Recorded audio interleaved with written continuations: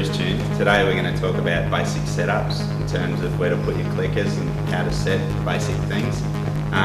Commonly asked question is, what do I do when, for example, the bike kicks me in the bum into braking bumps? That sort of thing, assuming that you've already set the right settings, pretty much about right. I would tend to start looking at the rebound first. Rebound control is critical when the wheel is sort of underloaded or being unloaded.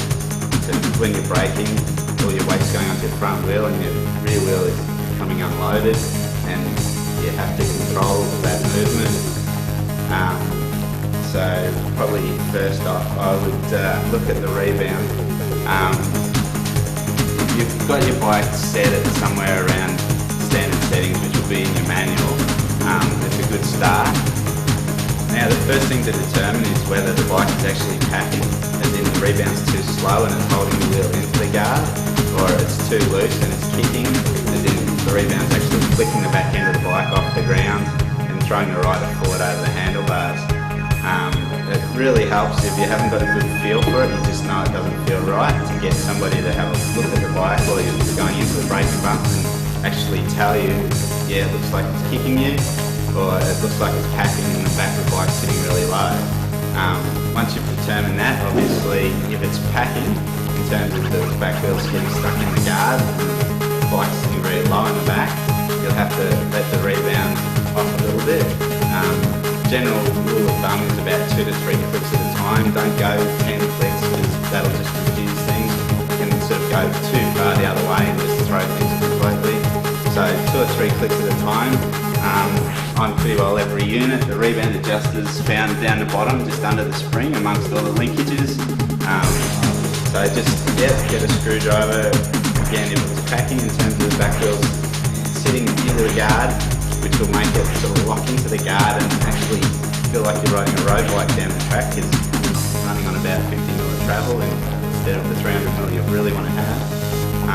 So yeah, just relax the rebound, say 3 clicks, and go out and pick the 1 or 2 corners. And for setting up suspension, it's also very important not to do laps of the track. If you're doing 20 laps of the track trying to get a feel for something, you're just going to wear yourself out and not get a good feel for any one particular corner.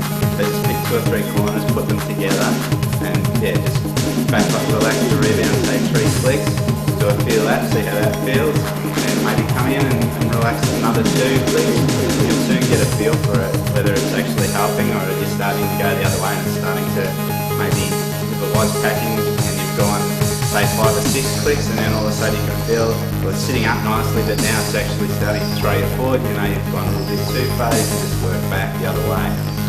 But that's sort of a good start. And again, with the braking into the corners and by kicking it, there can also be a low speed compression problem.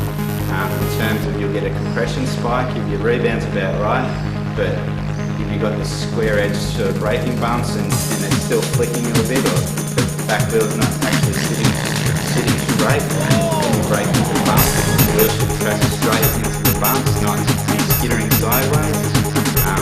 Yeah, so if the compression spike, it'll tend to flick the bike sideways.